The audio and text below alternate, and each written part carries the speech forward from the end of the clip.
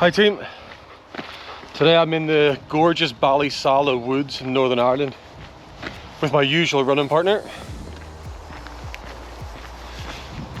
Today we're talking about trail running and why you should take it up.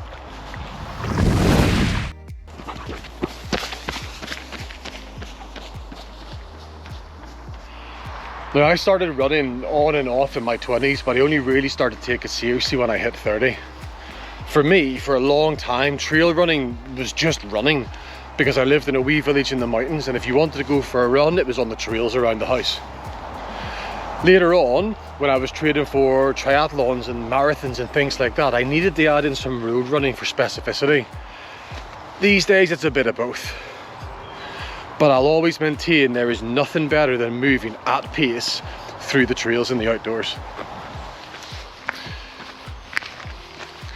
So a massive benefit of trail running, and a reason why you need to go, is the variation of terrain and the effect this has on your movement patterns compared to road running.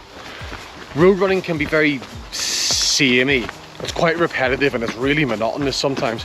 It's always very repetitive in terms of your joints and your movement patterns. When you're trail running, the different terrain prompts you to move differently, to change your gait, to change your stride length, to really use all those little stabilizer muscles, and it makes you focus more on the ground in front of you, which is immediately more mentally stimulating. I've just gone from a road over a wee bridge, across a river before heading uphill on the rough track to here.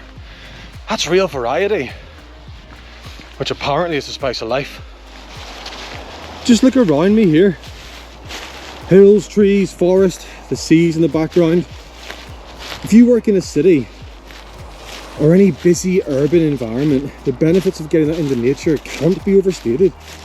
The quality of the air, the wide open spaces, and the calming effect of getting away from the rat race all have a sizable effect on your own mental well-being.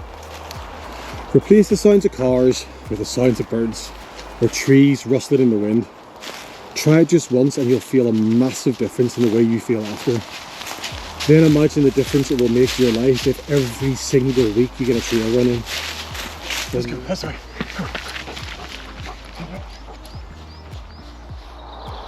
Now, it's worth chatting about how to incorporate trail running into your training. It's obviously important what your training is for.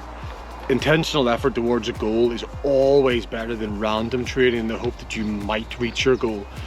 Even clients who are following a more generalized get ready, stay ready kind of program, like for example mountain guides who require a high level of functionality all year round, will be working towards smaller identified fitness goals as part of their programming.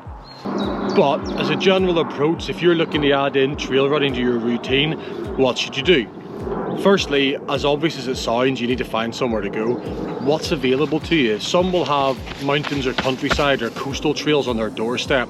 Others will have to think a little bit wider and look at their local park and things like that.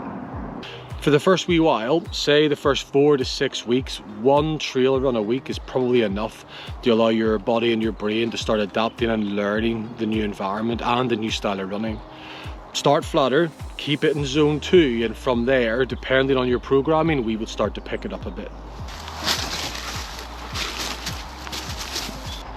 I would imagine that most of us can acknowledge that ego is the enemy, and being humble now and again, or even regularly, can be a real positive experience. Trail running will smash your ego right where it hurts. Trails are harder, it's just that simple. And your performance on the same trail can change dramatically depending on the weather and the conditions.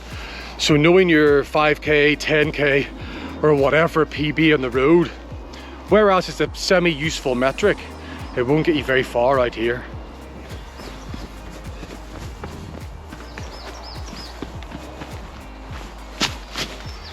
Trails have hills. Hills are hard, and it's okay to walk. And the expectation isn't there. People like to comment and watch road running times on Strava. 7-minute mile, 10-minute mile, 14-minute mile, as if somehow that's important. But every runner knows that trails are different. Although I'm walking uphill, so I'm likely in and around my zone 2 heart rate. I'm still building my aerobic base. And I'm not worrying too much about weird Gary who lives around the corner. looking at my Strava and thinking I'm slow. Trail running can remove your ego from the equation. It can humble you if needed, or it can allow you to get out there and run free from feeling judged or assessed by other people. Either way, it's good for the old head. Let's go. Now, there are some specificity considerations in trail running. I've been doing a lot of this recently, so I'm feeling strong and fit on the trails, but I would likely get left standing on a road run by some of my usual running partners. If you're training for a road marathon, then we need to take this into consideration. For us at Blackthorn Strong, it's important that you enjoy your training rather than just seeing it as a task. So the more that we can align your training to you, the terrain that you have available, and what you have fun doing, the better. Now, running on trails can lessen the impact on your joints. So if you're newer to running, or if you're a heavier runner, I'm currently 104 kilos, then trail running could legitimately provide a reduced chance of some injuries. Trails are a great way to take away a lot of the stress and impact your body gets when running on hard road surfaces. Forces that would normally be transmitted from the pavement up to ankles, knees, shins and hips are instead dissipated more when your foot hits the floor on the softer trail surface. Trail running might be more beneficial to preventing lots of forms of tendinitis, but be aware that there's some evidence to suggest that it could aggravate Achilles tendinitis. So, generally, lower impact forces and a reduced risk of injury, which is a good thing.